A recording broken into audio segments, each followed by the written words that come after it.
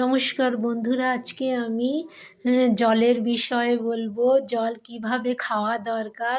অনেকে দেখবেন জল দাঁড়িয়ে খেয়ে থাকে, ঘরে হোক, রাস্তাঘাটে হোক বা বাইরে অন্য কোথাও ট্রাভেল করছে, সবসময় দাঁড়িয়েই জল খায়।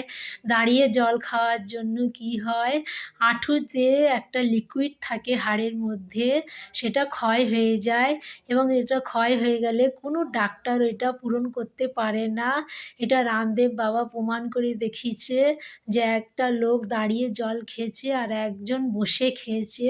যে দাঁড়িয়ে খেয়েছে তার হাড় ক্ষয় হয়ে গেছে, আর যে বসে খেয়েছে তার হাড় ক্ষয় হয় না।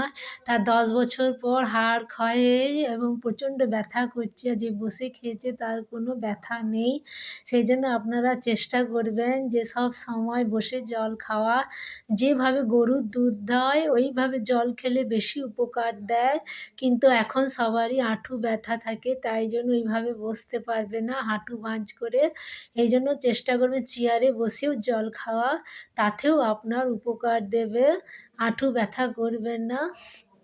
তাহলে এইভাবেই চেষ্টা করবেন যেন দাঁড়িয়ে দাঁড়িয়ে না জল খায়।